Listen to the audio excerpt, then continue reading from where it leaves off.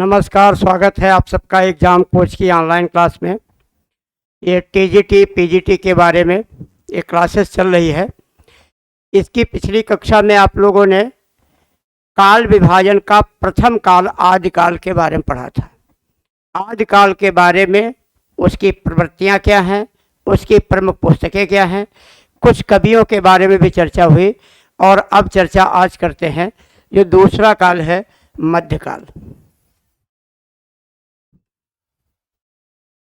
हिंदी साहित्य के दूसरे काल को मध्यकाल के नाम से जाना जाता है। यहाँ पर किन तथ्यों पर ध्यान रखना है, किन किन चीज़ों को आपको देखना है और परीक्षा के लिए क्या ज़रूरी है, इस पर भी चर्चा होती रहेगी। मध्यकाल को दो भागों में बांटा गया था, जिसे कहा गया पूर्व मध्यकाल। पूर्व माने पहले होता है, और उत्तर मध्यकाल।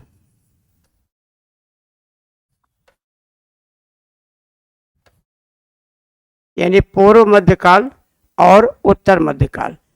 पूर्व मध्यकाल को ही भक्तिकाल कहते हैं। भक्तिकाल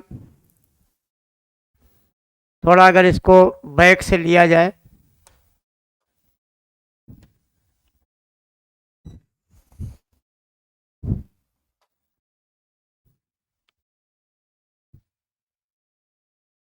मध्यकाल के दो भाग हैं, पूर्व मध्यकाल और उत्तर मध्यकाल।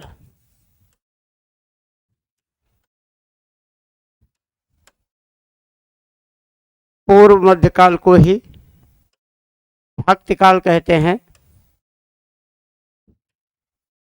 और उत्तर मध्यकाल को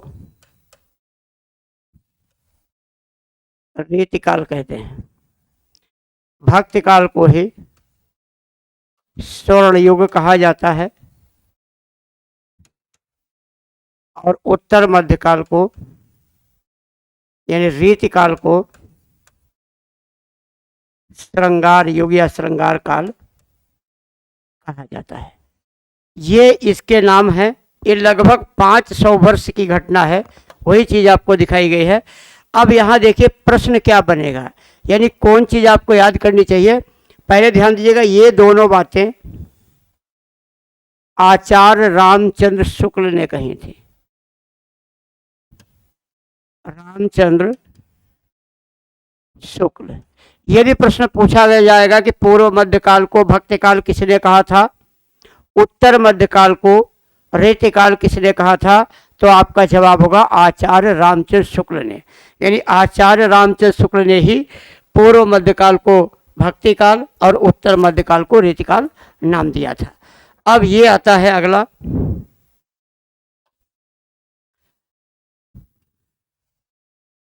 पूर्व मध्यकाल को यानी भक्तिकाल को स्वर्ण युग किसने कहा था, तो श्याम सुंदर दास। श्याम सुंदर दास। और रीतिकाल को श्रृंगार काल किसने कहा था, तो विश्वनाथ प्रसाद मिश्र।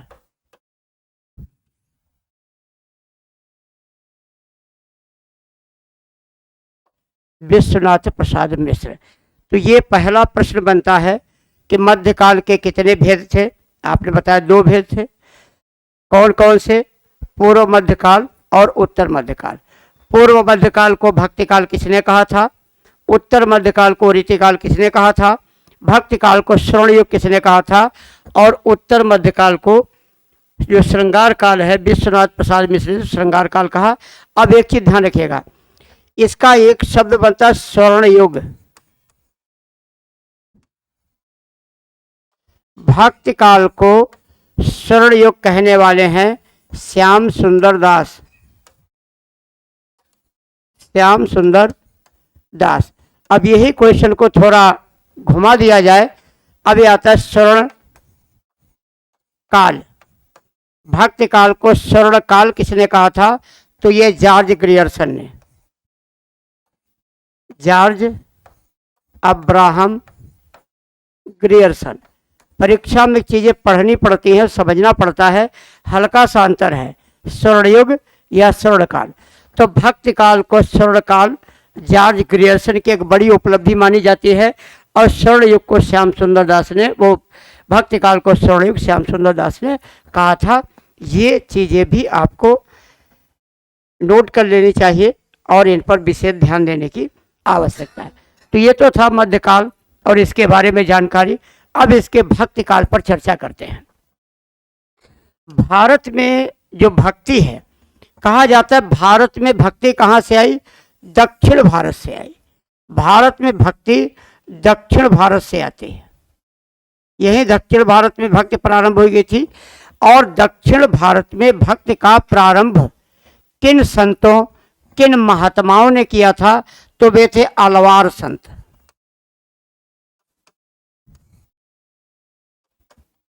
यानी दक्षिण भारत में अलवार संतों के द्वारा भक्ति का प्रारंभ होता है, सूत्रपात होता है या भक्ति की शुरुआत होती है। इन अलवारों की संख्या कितनी थी? 12।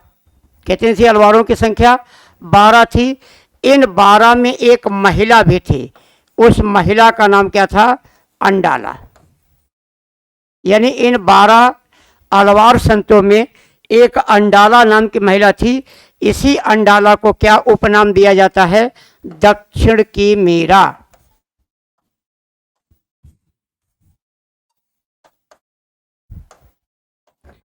दक्षिण की मीरा संज्ञा इसको दी गई। किसको दी गई? अंडाला को। तो क्या ध्यान रखना है कि भारत में भक्त का प्रादुर्भाव दक्षिण भारत से प्रारंभ होता है। किनके द्वारा? अलवार संतों के द्वारा। इन अलवारों की संख्या कितनी थी? 12। इन 12 अलवार संतों में एक महिला अलवार संत थी और उसका क्या नाम था? अंडाला, जिसे दक्षिण की मीरा कहा जाता है। इन अलवारों के जो ग्रंथ थे, जो पुस्तक थे, जो पद थे, फुटकर पद, इनके लगभग 4000 पदों को 4000 पदों को संकलित किया गया, उनको छापा गया। और इनकी वाणी कह सकते हैं, अच्छे विचार कहते हैं, सद्विचार कह सकते हैं। तो इनके सद्विचार जो 4000 पदों में थे, उनका भी संग्रह किया गया और उनका भी प्रकाशन किया गया। दक्षिण से उत्तर को जो भक्त लाए थे वो रामानंद लाए थे। रामानंद जी दक्षिण भारत से उत्तर भारत की ओर भक्ति लेके आए थे। और ये रामानंद जो थे भगवान विष्णु के राम रूप की उपासना पर बल देते थे।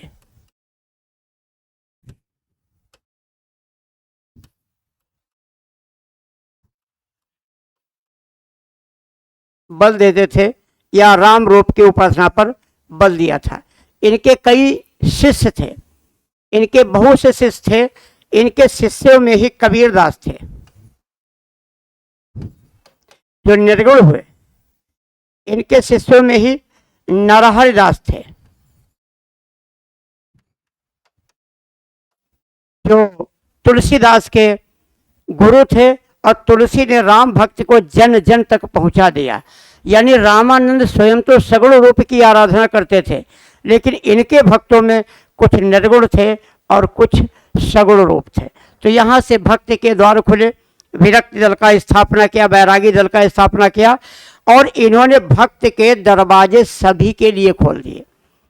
इनका ये मंतव्य था, भक्ति पर, ईश्वर की आराधना पर, ईश्वर की पूजा पर सबका उतना ही अधिकार है, सबका समान अधिकार है। ईश्वर के दरबार में ना कोई अमीर है ना कोई गरीब है।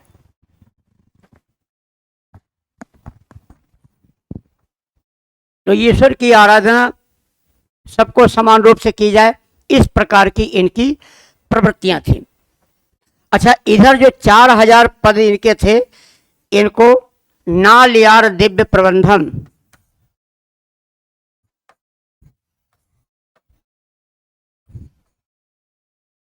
प्रबंधम के नाम से संकलन किया गया। नालियार दिव्य प्रबंधम के नाम से संकलन किया गया। इसको भी आपको ध्यान रखना है। अब यहाँ क्या क्या प्रश्न बन सकते हैं, जरा उन पर गौर करिएगा। एक तो भारत में सबसे पहले भक्ति का प्रादुर्भाव कहाँ से होता है? दक्षिण भारत से होता है। किनके द्वारा? अलवार संतों के माध्यम से। अलवारों की संख्या कितनी थी? वो आपके आगे लिखी हुई 12। इन 12 अलवार संतों में एक महिला अलवार संत भी थी और उसका क्या नाम था? अंडाला, जिसे क्या कहते हो? दक्षिण की मीरा कहा जाता है। इन अलवार संतों के द्वारा समय समय पर 12,000 पद गाए गए, बोले गए, उपदेश दिया गया, कुछ भी कह सकते हो, ईश्वर की आराधना की गई। इन 4,000 पदों का संग्रह नालयार दिव्य प्रबंधन नाम से किया गया था। ये इनका धर्म ग्रंथ कह सकते हो या इनकी वाणी का संग्रह कह सकते हो। फिर दक्षिण से उत्तर भारत की जब भक्ति आई तो रामानंद जी लाए। रामानंद राम रूप की आराधना पर बल देते थे और इन्हीं के बहुत से शिष्य थे, जिनमें कबीरदास, नरहरदास थे, यानी कुछ निर्गुण और कुछ सगुण। कुछ ने साकार रूप की आराधना की और कुछ ने निराकार रूप की आराधना की। इसके बाद भक्त के अलग अलग स्वरूप रहे हैं। कुछ लोगों ने कहा कि भक्त जो है, रामचंद्र शुक्ल ने कहा था, श्रद्धा और विश्वास पर आधारित है। भक्त श्रद्धा है ईश्वर के प्रति, विश्वास है ईश्वर के प्रति। ये अपना भक्ति का अपना स्वरूप होता है। और भक्ति मुख्य रूप से 2 भागों में बटी, जिन्हें निराकार या निर्गुण कहते थे और साकार यानी सगुण कहते थे। निर्गुण, सगुण, साकार, निराकार में भक्ति विभक्त थी। जो निर्गुण के लोग थे ये क्या करते थे? निर्गुण लोग मूर्ति पूजा का विरोध करते थे। मूर्ति पूजा का विरोध करते थे और जितना भी बाह्य आडंबर, पूजा पाठ, माला जपना, तिलक लगाना, कलर वस्त्र पहनने, तो इस प्रकार के विरोधी थे। इनका ये मंतव्य था कि आदमी को अपनी अंतरात्मा से पवित्र होना चाहिए। कहा गया तन न रंगे, रंगे योगी कपड़े। आप अपने शरीर को श्रेष्ठ कलर में रंगे, इंसान को पहचाने, मानवता को जन्म दें। ईश्वर कण कण व्याप्त है। साकार में तुलसी ने भी कहा है कि सिया राम मैं सब जग जानी, करहूँ प्रणाम जोर जुग पानी। यानी राम और सीता कण कण में व्याप्त हैं, जिन्हें हम हाथ जोड़ करके प्रणाम करते थे। इन्होंने गुरु के महत्व को स्वीकारा है। गुरु का महत्व, गुरु का महत्व स्वीकार किया है। कि वैसे भी अगर हम मलिक मोहम्मद जायसी को देखते हैं तो उन्होंने कहा है कि बिना गुरु जगत को निर्गुण पावा। बिना गुरु के संसार में कोई भी व्यक्ति निर्गुण को प्राप्त नहीं कर सकता है। वैसे भी कहा जाता है कि गुरु बिन होए न ज्ञान और ज्ञान बिना नहीं गुरु मिले। इसलिए गुरु के महत्व को इन्होंने स्वीकार किया है। और इनको क्या था? अंतर चेतना, अंतः चेतना जागृत करो, अंतर आत्मा को देखो। ईश्वर जो हमारे पास ही विद्यमान है। ईश्वर को प्राप्त करने के लिए किसी धर्म स्थल पर, तीर्थ स्थल पर या जगह विशेष पर जाने की आवश्यकता नहीं है। ईश्वर तो हर जगह मौजूद है, हर पल मौजूद है, हर स्थिति में मौजूद है।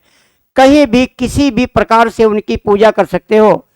कहा गया ठाणे बैठे पड़े उताने और राम कहे थे बड़े सयाने। तो किसी प्रकार से ईश्वर की आराधना की जाती थी। अब जो साकार रूप था, इसमें कई राम के रूप थे, कृष्ण के रूप थे। तो इन्होंने ईश्वर के साकार रूप का साक्षात्कार किया, साकार रूप का एकाकार किया। इनका यह मंतव्य था कि जो ईश्वर निराकार है, निर्गुण है, जिसको जहाँ जाना बड़ा मतलब जान जाया जा ही नहीं सकता है, अगम है, अगोचर है, जिसका कोई स्वरूप नहीं है। तो जिस ईश्वर का कोई स्वरूप है ही नहीं, उसका हम दर्शन करेंगे कैसे? जिसकी कोई आकृति नहीं है, कोई कृति नहीं है, तो उस ईश्वर को कैसे देखेंगे जो व्याप्त है, अगोचर है?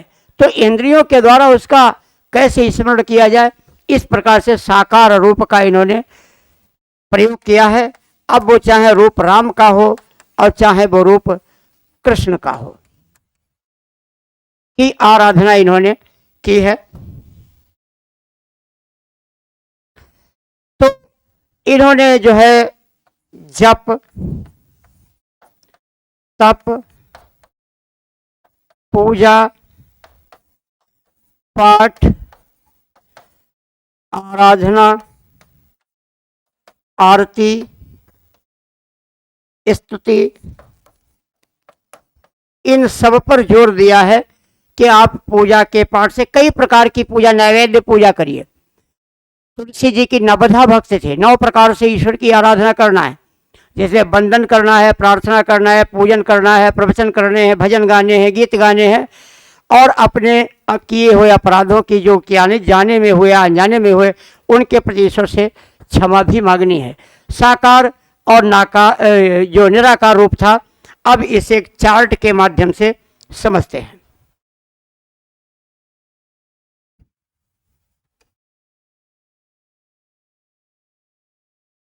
भक्ति काल, भक्ति काल मीन्स स्वर्ण युग। पहला ही प्रश्न होगा कि भक्ति काल को स्वर्ण युग किसने कहा था? ये अलग बात है। भक्ति काल को स्वर्ण युग क्यों कहा जाता है? क्योंकि भक्ति काल की जो रचनाएं हैं उनका किसी धर्म से संबंध नहीं है, उनका कर्म से संबंध है। जाति पाति छुआछूत कुछ भी नहीं है कि जाति पाति पूछे नहीं कोई, हरि को भजे सो हरिजन होय।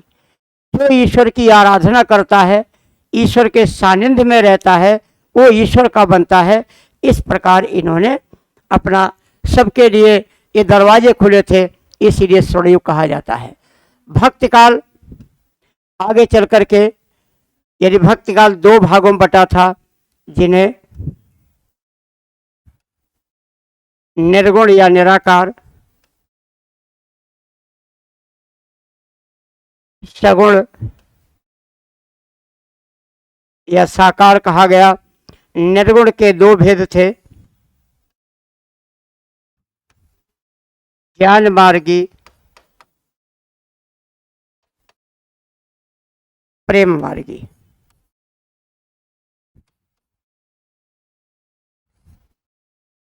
सगुण के भी 2 रूप थे,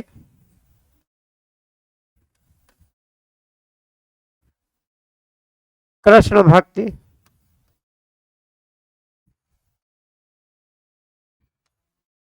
और राम भक्ति। कृष्ण भक्ति और राम भक्ति। ज्ञान मार्गी शाखा के जो मुखिया थे उनका नाम था कबीरदास। प्रेम मार्गी के मुखिया थे मलिक मोहम्मद जयसी। कृष्ण भक्ति के मुखिया थे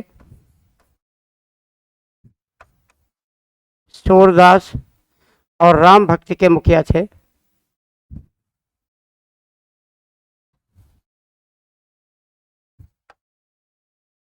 तुलसीदास।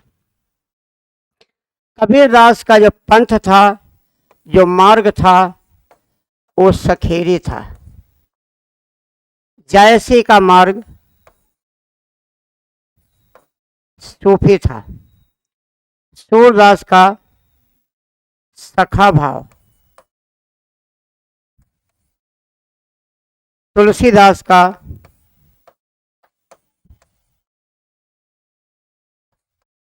दास भाव। कबीर की जो भाषा थी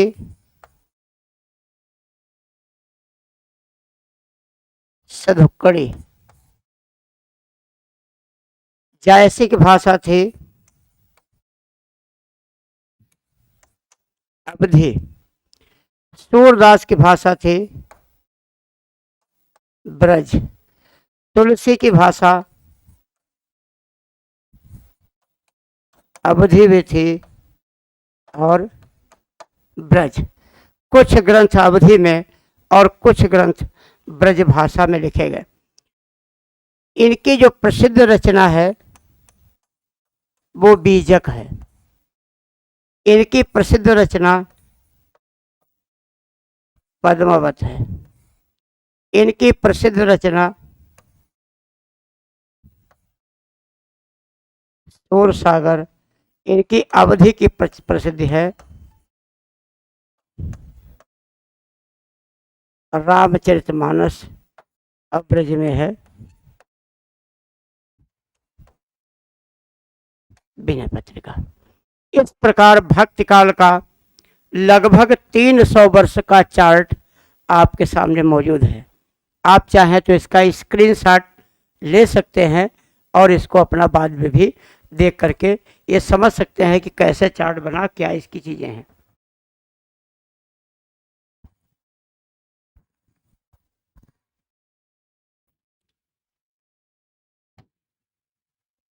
अब देखिए है क्या ये मार्ग हैं।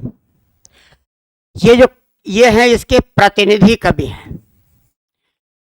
प्रतिनिधि कवि यानी हो सकता है इस क्षेत्र में बहुत से कबीर हैं। एक बेल्ट में, एक क्षेत्र में एक प्रकार के कवियों की संख्या अनंत है, लेकिन उस सेक्टर का जो सबसे बेहतर कवि था या उस क्षेत्र में जिसने सबसे ज्यादा कार्य किया है उसको प्रतिनिधि कवि बोला जाता है। ये इनका पंथ था। पंथ मीन्स मार्ग। जैसे अगर आप विद्यार्थी हैं तो आपका अपना कोई न कोई साइड होता है। साइंस साइड से हैं, कॉमर्स से हैं, आर्ट्स से हैं, या किसकी तैयारी कर रहे हैं, वो सब अलग अलग। तो जिस चीज़ की तैयारी करते हैं उसी का आप अध्ययन करते हैं। इसी प्रकार पंथ था, इनका मार्ग था कि किस मार्ग पर चलकर ये परम पिता को प्राप्त कर सकते हैं, ये इनका अपना था। ये इनकी अपनी थी भाषा। यानी इन संतों ने, इन महात्माओं ने अपनी रचनाओं में या अपने उपदेशों में या अपने प्रवचनों में किस प्रकार की भाषा का प्रयोग किया है, वो इनकी भाषा थी। हो सकता है इन संतों की एक से अधिक रचनाएं रही हों, लेकिन इनकी प्रसिद्धि का कारण कौन सी रचना बनी। यानी इस काल के इन प्रतिनिधि संतों में कुछ ऐसे हैं जिन्होंने एक ही रचनाएं की और कुछ ऐसे हैं जिन्होंने एक से ज़्यादा रचनाएं की। लेकिन उन समस्त रचनाओं में वो कौन सी रचना है जो उनकी प्रसिद्धि का कारण। जैसे कबीर की रचना की प्रसिद्धि का कारण कौन सा है, बीजक। जैसी की और भी रचनाएं हैं लेकिन प्रसिद्धि का कारण पद्मावत। सूरदास की और रचनाएं हैं, प्रसिद्धि का कारण सूरसागर है। और तुलसीदास की बहुत सी रचनाएं हैं, इनकी प्रसिद्धि का मुख्य कारण तो रामचरितमानस ही है और विनय पत्रिका भी है। अब इनका एक एक करके इनके विस्तार को समझते हैं।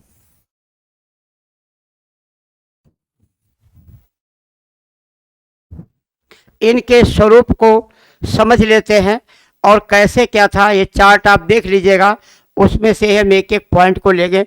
तो सबसे पहले हम यहाँ पर कबीरदास को लेते हैं। कबीरदास का पंथ था सखेरी। कौन सा पंथ था, सखेरी। कहा जाता है सखेरी पंथ के लोग शादीशुदा औरतों के बेस में रहते हैं, ऐसा मंतव्य था। या अवसर विशेष पर हमेशा न रहते हो, अवसर विशेष पर, समय विशेष पर, या जो पूजा अर्चना की पद्धति विशेष पर ऐसा हो, तो जो स्त्रियां शादीशुदा होती है उनका सुहाग होता है। ये शब्द तद्भव है, इसका तत्सम सौभाग्य होगा। यानी इन्होंने क्या नाम है, कबीर ने अपने आप को माना, ईश्वर को माना पति। राम मोरे पति, मैं राम की बहुरिया। इनका मंतव्य था कि राम मेरे पति हैं और मैं राम की पत्नी हूं।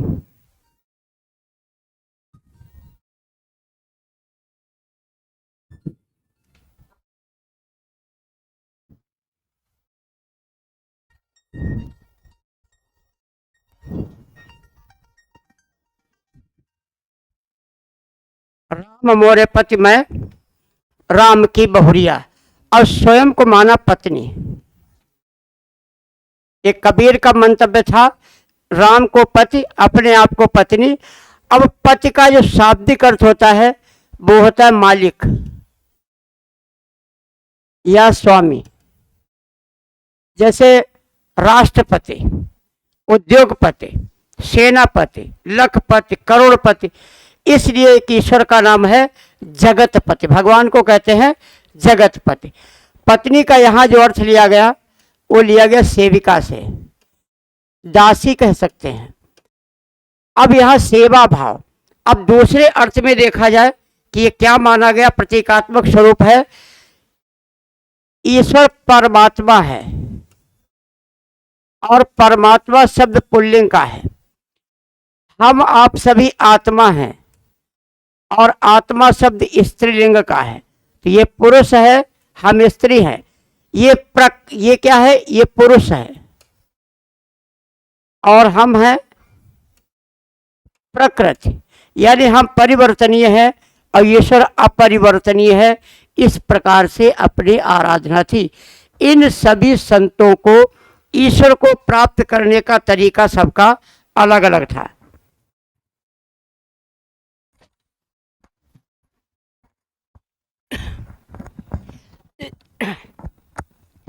जैसे आप सभी विद्यार्थी हैं और सभी का लक्ष्य एक ही है, अपने अभियान में सफल हो जाए, कामयाब हो जाए, लेकिन तरीका सबका अपना अपना है। कौन कहाँ पढ़ता है, कैसे पढ़ता है, यही अपना इनका मंतव्य था। दूसरा, कबीर सबसे फक्कड़ स्वभाव का था और कुल मिलाकर के जैसे इनको, ये जितने भी कवि होते हैं इनको संत कवि कहा जाता है, यानी कवि बाद में थे, ये उपदेशक पहले थे, उपदेश दिया करते थे। तो इस प्रकार से इनका अपना मंतव्य था। पूजा की पद्धति थी तो किसी प्रकार के छुआछूत, अस्पृश्यता, बाह्य आडंबर, जप, व्रत, दान, धर्म, इन सब का इनमें कोई स्थान नहीं था। इनका ये स्थान था कि आपके कर्म उज्जवल होने चाहिए। कर्म पर विशेष इन्होंने बल दिया था। अब देखते हैं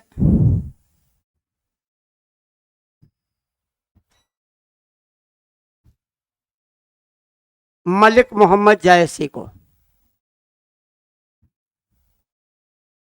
मलिक मोहम्मद जायसी, जायसी सूफी संत थे। कैसे संत थे? सूफी संत। सूफी क्या होता है?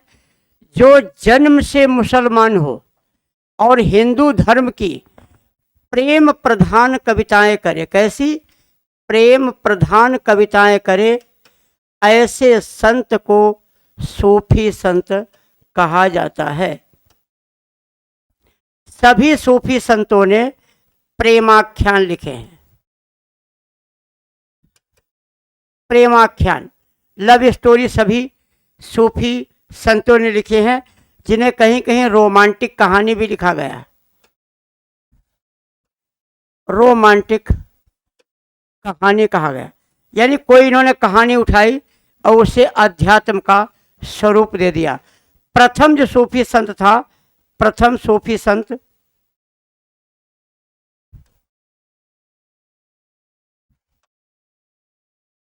उसका नाम था मुल्ला दाऊद। मुल्ला दाऊद की रचना है चंदायन। ये 1379 ईस्वी में रचित है, जो काल के दृष्टिकोण से आदिकाल की है और विषय और शैली के दृष्टिकोण से ये रचना भक्ति काल की मानी जाती है। प्रतिनिधि सूफी संत तो मलिक मोहम्मद जायसी हैं, आपके सामने लिखे हैं।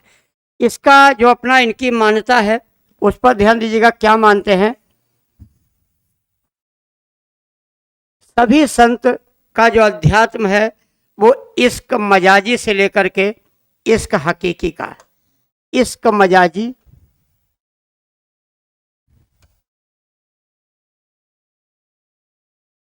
से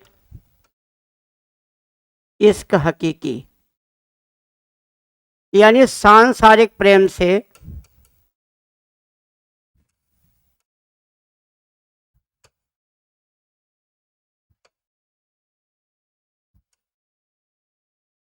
आध्यात्मिक प्रेम की ओर।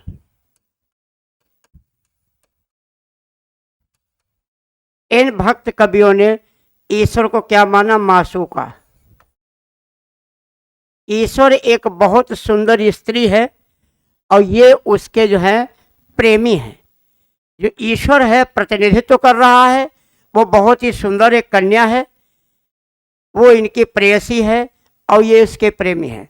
इन्हें सांसारिक प्रेम प्रेमिका नायक नायिका के माध्यम से इन्होंने आत्मा और परमात्मा के प्रेम बंधन को जोड़ने का प्रयास किया है। इनके जो मुख्य रूप से इनमें दिखाया जाता है, मुख्य विषय जो इनका बनाया गया है,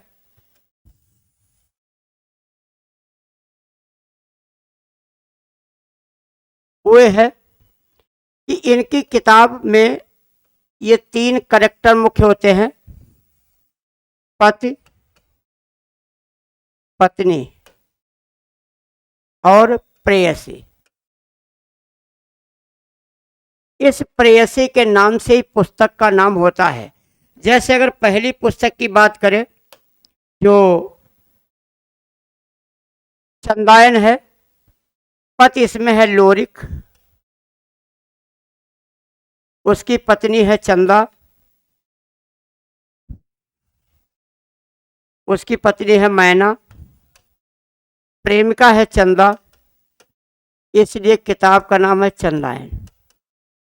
अगर हम मलिक मोहम्मद जायसी की बात करें तो जो पुरुष है वो राजा रतन सेन, जो उसकी पत्नी है रानी नागमती,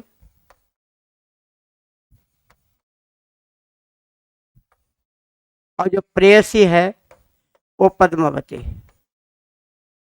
इसलिए पुस्तक का नाम पद्मावत पड़ा हुआ है।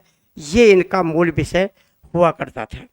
अब इनकी पद्मावत के बारे में हम आपको बता रहे हैं नेक्स्ट पेज पर।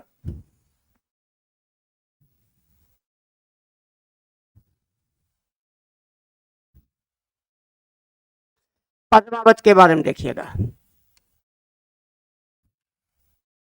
पद्मावत एक पौर आध्यात्मिक महाकाव्य है।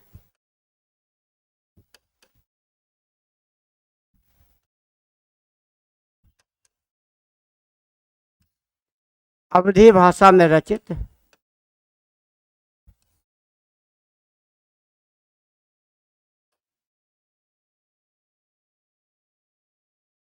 और इसका सन था 1540 ईस्वी। करेक्टर इसमें देखते हैं।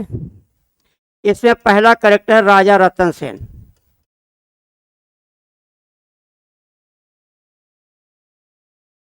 इसकी एक रानी है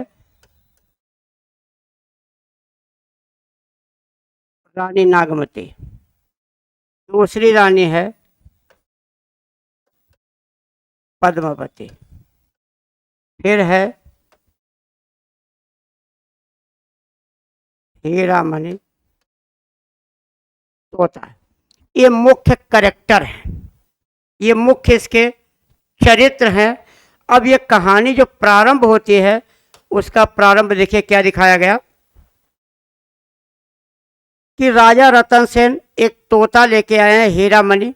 ये तोता इन्होंने 10 रुपया में खरीदा था। ये तोता किसका था? ये पद्मिनी का ही था और पद्मिनी सिंघल द्वीप की रहने वाली थी। सिंघल द्वीप की राजकुमारी पद्मिनी का तोता कैसे पिंजरे से उड़ जाता है, जो एक बहेलिये के द्वारा पकड़ा जाता है और वो बहेलिया ला करके यहाँ पे बेच देता है राजा रतन सेन को 10 रुपए में। राजा उस तोते को अपनी रानी के पास नागमती के पास लेके जाते हैं। रानी नागमती रोज अपना बनाव श्रृंगार करती है और रोज वो तोते से पूछती थी कि क्या मेरे समान कोई दुनिया में सुंदर है, क्योंकि पशु पक्षी झूठ नहीं बोलते।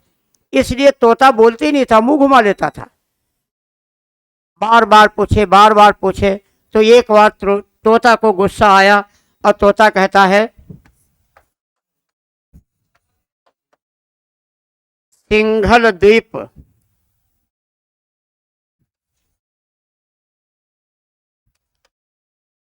हरें पनिहारी, सिंघल द्वीप भरें पनिहारी, इनके तरवा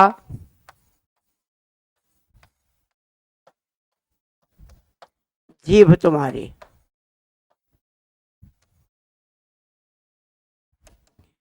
सिंघल द्वीप में महारानी पद्मिनी की पानी भरने वाली जो नौकरानी है, उनके जैसे पैर के तलबे हैं, वैसी तुम्हारी जीभ है। इससे तुम एक आइडिया लगा लो कि महारानी पद्मिनी कितनी सुंदर है। इसके बारे में किससे कहा? नागमती से कहा। ये बात सुनकर नागमती को बड़ा क्रोध आया और उसने कहा, ये तोता तो खाना मेरा खाता है और गुण उस रानी के गाता है, इसलिए तो 10-10 रुपए में बिका करता है। और उस तोते को वध करने का आदेश दिया, जिसे दासी ले गई। दासी ने विचार किया कि ये तोता तो राजा का है, ये रानी तो क्रोध में कह गई। अब मान लिया कल को राजा को अगर पता चलेगा क्या हुआ, तो राजा रानी को भले ही कुछ न कहे, हमको तो मृत्युदंड की सजा दे देगा। अतः वो दासी ने तोते को मारा नहीं बल्कि छिपा लिया। कुछ समय बाद जब क्रोध शांत हुआ तो रानी ने दासी को बुलाया, सारी बातें बताई। तो दासी खैर कहा कि मैंने तोता को मारा नहीं, तोता ले आई। फिर तोता से प्रार्थना किया, राजा से ना कहना। तोता कहता है मैं राजा जरूर कहूँगा। और तोता जाकर के रानी नागमती की सौंदर्य का वर्णन राजा से कर देता है। और राजा अपनी रानी को छोड़कर, यानी राजा रतन सेन अपनी रानी को छोड़कर पद्मावती को प्राप्त करने के लिए चला जाता है। ये कहानी है। अब इस कहानी का अध्यात्म देखिएगा। राजा रतन सेन कोई है नहीं, जीवात्मा। चित्तौड़गढ़ के राजा रतन सेन थे, रानी नागमती भी थी, पद्मावती भी थी, ये सब थे। लेकिन इस कहानी का, इस महाकाव्य का इतिहास से कोई मतलब नहीं। 1225-26 के करीब घटना है, लेकिन ये इतिहास ये प्रतीकात्मक है। इसका मतलब अध्यात्म है, इतिहास लिखना मतलब नहीं है।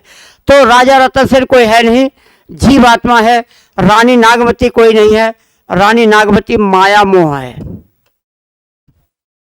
संसार की दौलत। रानी पद्मिनी कोई नहीं है, ईश्वर।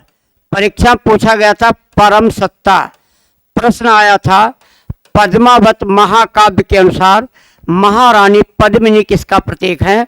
तो या तो शब्द ईश्वर आएगा या सुपर पावर आएगा, परम सत्ता आएगा। हीरामणि कोई है नहीं, हीरामणि है गुरु, ये गुरु है। अब इसके अध्यात्म को देखिएगा, इस सौंदर्य के वर्णन से कहाँ आया। देखो, रानी नागमती तोता से पूछती है कि हे तोता, क्या दुनिया में कोई मेरे समान सुंदर है? ऐसा कौन है जिसे धन दौलत नहीं चाहिए?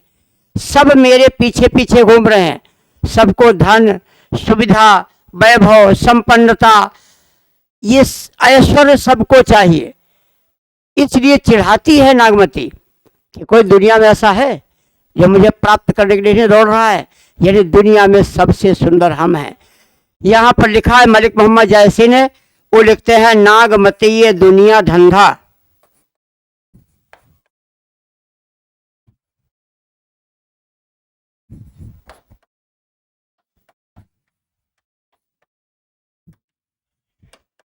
बाचा कोइन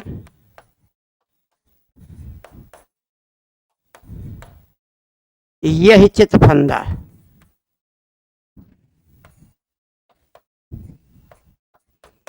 नागमती ये दुनिया धंधा, बाचा कोइन यही चित फंदा। तब कहीं कोई गुरु, कहीं कोई तोता किसी एक रतन सेन यानी जीवात्मा को समझाता है कि सच ये नहीं है, सच ये है। तब कहीं कोई एक व्यक्ति माया मोह को छोड़कर ईश्वर प्राप्त करने की ओर निकल पड़ता है। ये इसका मूल अध्यात्म था। तो ध्यान रखिएगा, पद्मावत महाकाव्य के अनुसार राजा रतन सेन किसके प्रतीक हैं? आपका जवाब होगा जीवात्मा। माया वो रानी नागवती किसका प्रतीक है? तो माया मोह। रानी पद्मावती किसका प्रतीक है? तो ईश्वर या परम सत्ता। हीरामणि तोता किसका प्रतीक है? गुरु का प्रतीक है। इस प्रकार पद्मावत एक आध्यात्मिक महाकाव्य है, इसका इतिहास से कोई भी लेना देना नहीं है। तो इसके कई प्रश्न आते हैं, जिन प्रश्नों पर आपको ध्यान रखना है। हम पॉइंट्स आपको लिख भी देते हैं।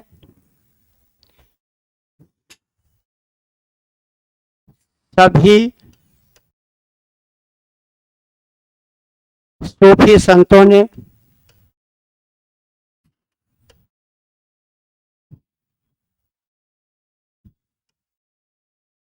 अपनी रचनाओं में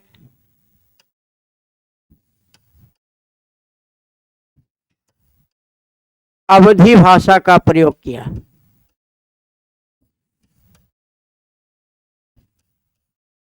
अवधी भाषा का प्रयोग किया। यह अवधि वंशवाड़ी शैली पर आधारित है। यह अवधि मन सभी शैली पर आधारित है।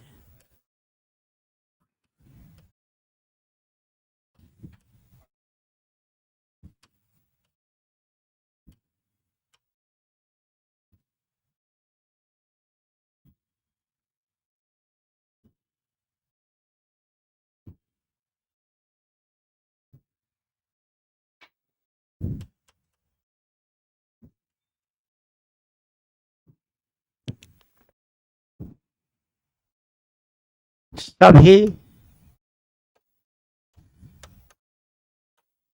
संतों ने प्रेमाख्यान लिखे हैं।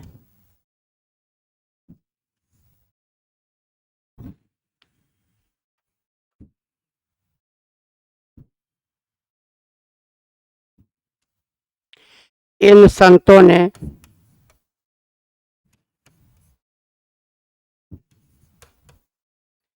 ईश्वर को मासूका माना।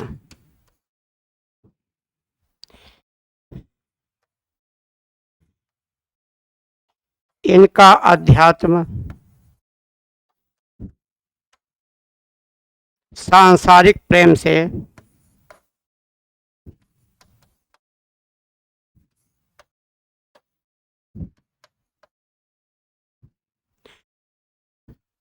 आध्यात्मिक प्रेम की ओर है।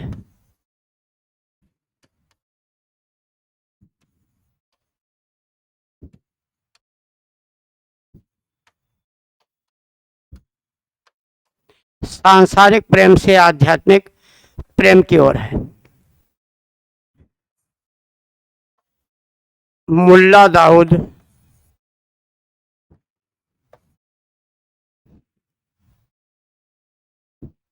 प्रथम सूफी संत है।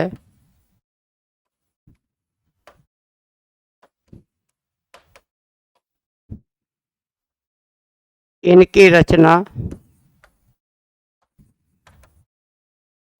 चंदायन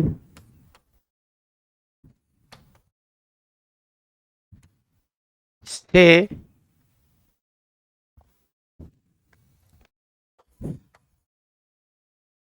सूफी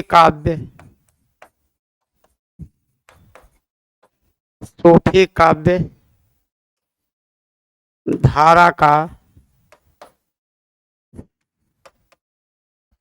आरंभ माना जाता है।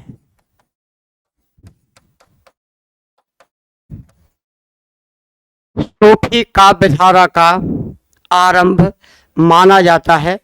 मुख्य बिंदु पे ध्यान रखिएगा।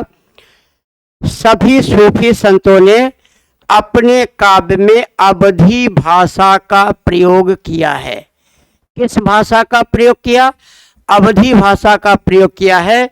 इनकी अवधि फारसी की मनसबी शैली पर आधारित है। फारसी भाषा की शैली है मनसबी। सभी सूफी संतों ने लव स्टोरी लिखी है, प्रेमाख्यान लिखे हैं। इन लोगों ने, इन संतों ने ईश्वर को एक बहुत ही सुंदर लड़की यानी मासूका माना। इनका प्रेम सांसारिक प्रेम से आध्यात्मिक प्रेम की ओर है। मुल्ला दाऊद प्रथम सूफी संत है जिसकी रचना चंदायन से इस धारा का आरंभ माना जाता है। एक और पॉइंट इसी में लिख देते हैं। मलिक मोहम्मद जायसी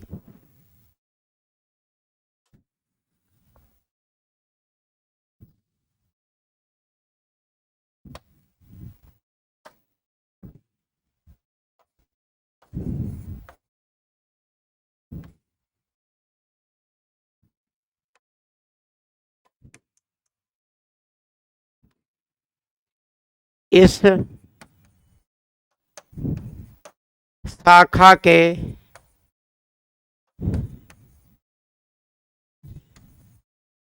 प्रतिनिधि कवि हैं। इनकी रचना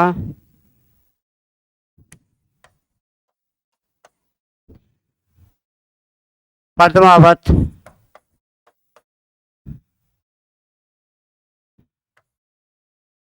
एक